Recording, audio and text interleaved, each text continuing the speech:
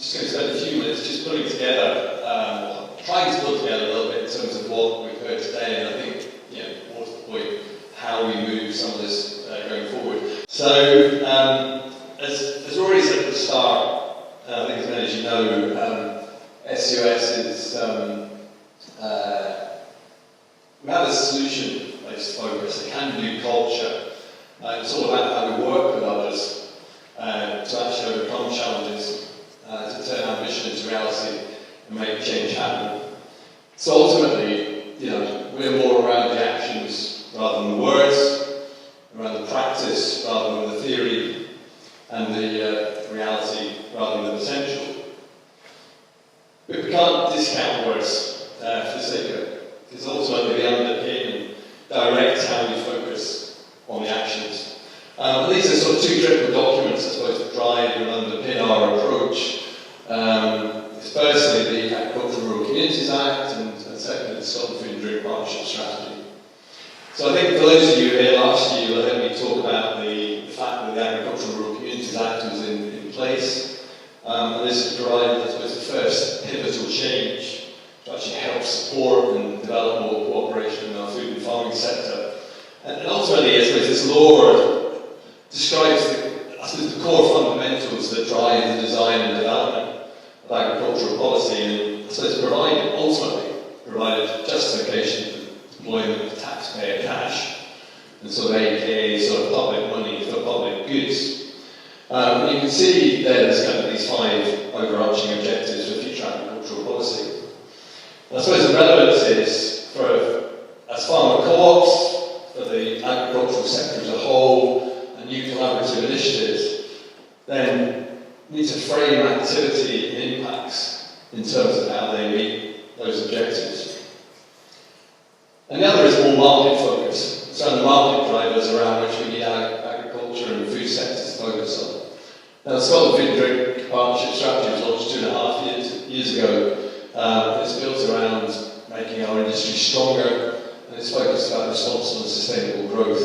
And if you look at the charts on the right-hand side, it sort of backs up that, the quantum that Ali was talking earlier around import substitution, the sheer size of the growth opportunity that's been identified, potentially sort of £4 billion to go at. So I think the key now is how we secure at least it's less that pie at home within the UK market and also internationally.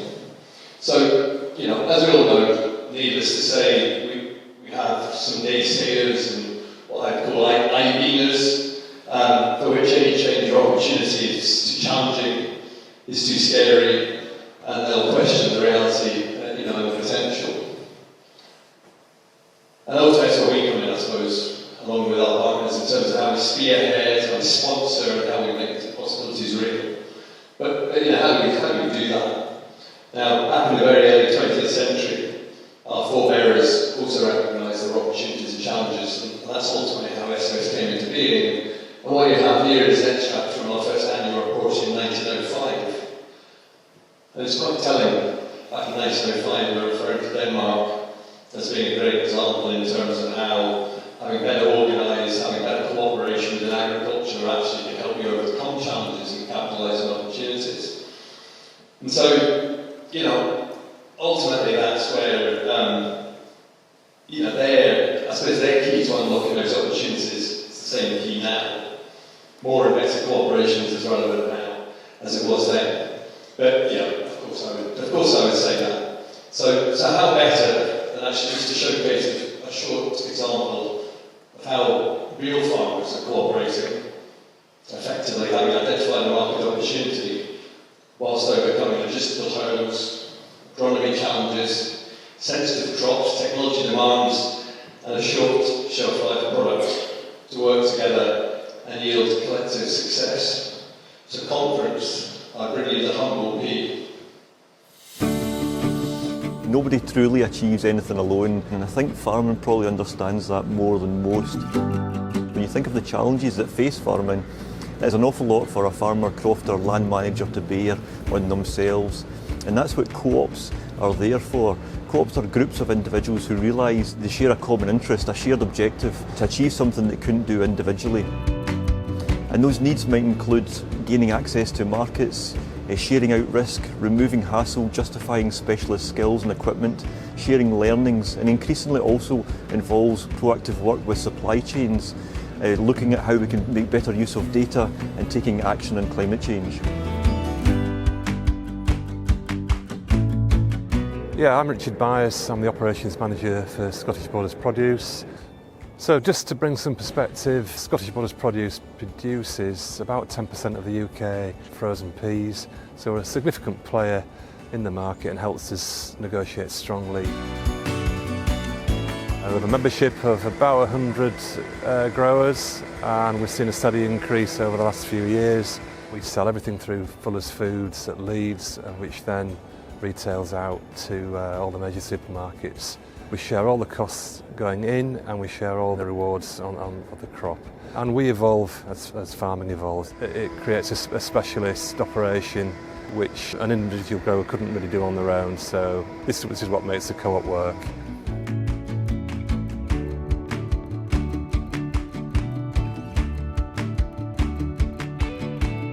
Hi there, I'm Jack Parsons and I'm manager at Merton Estate, and we grow peas for Scottish Borders Produce. We grow about 100 hectares of peas on an annual basis for Scottish Borders Produce, and it forms part of our rotation, which includes cereals and sweet potatoes.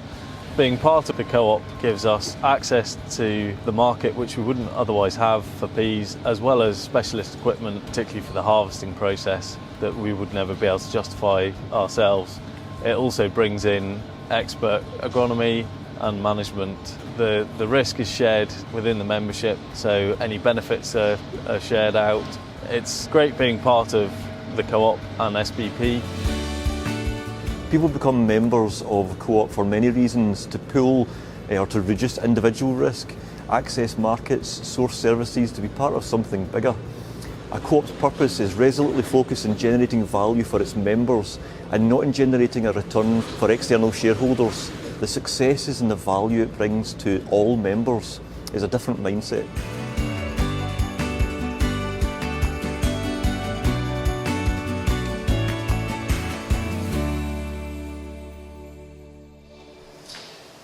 For those of you, the number of you in the audience here will know that growing, harvesting, transporting, processing peas is not simple, but clearly Scottish Borders Produce is doing well, and things have moved on since that video. There's 120 growers growing peas over 3,400 hectares, producing 12,000 tonnes of peas, and representing about 10% UK market share.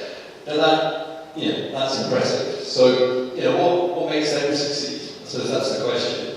So, it's having that common purpose and ambition. It was a little bit back to what Una was saying earlier, being clear around that, having a coordinated business model, understanding your market, looking at opportunities to sort of create, support, collaborate in the supply chain, pooling investment in specialist machinery, getting technical advice and support to help that continual improvement, the finance have that innovation culture. Now these success factors are all underpinned by some Scottish Government support as a producer organisation through the Group Vegetable Aid Scheme. But the point I'm making about here is, growing peas, supplying peas is not easy.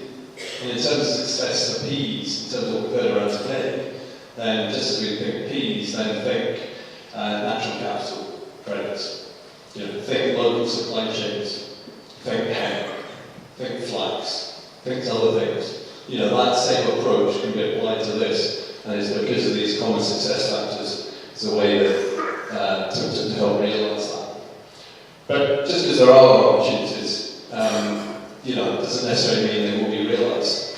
And interestingly, I've written this before, we heard about today, but it's going to nicely round off. So what are the problems? What are the problems in scaling that success? Well, if there are more market opportunities, we actually need to plan how we're going to secure that business, how we're going to create the business. It's around coordinating. That makes sense, but it's not necessarily very easy. It's around change, it's about doing things differently. It's about having a different mindset. It's around investment, it's about real hard cash, it's about real money. And this is my point in terms of what's mentioned today. You add all these bits together, market opportunities equals risk. So if realisation of these opportunities mitigate that risk. And this is where government can assist.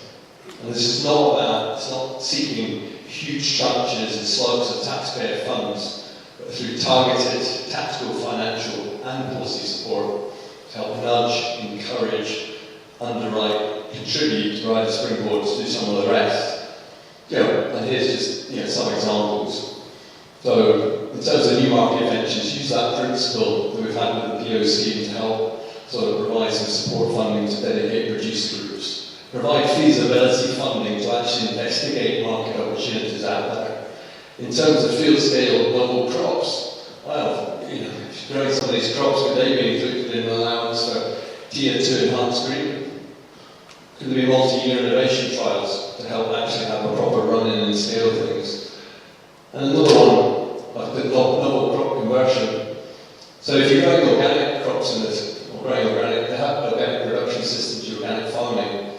This organic scheme, which recognises for the first 2 years the costs incurred and the income forgone in terms of that risk, in terms of doing that while you establish a market. And you get some funding towards that at a higher level for 2 years. Well, if you do that for organic, why can that not be done for other novel crops? So methodology used already, and with imagination that can be done for some of these new opportunities.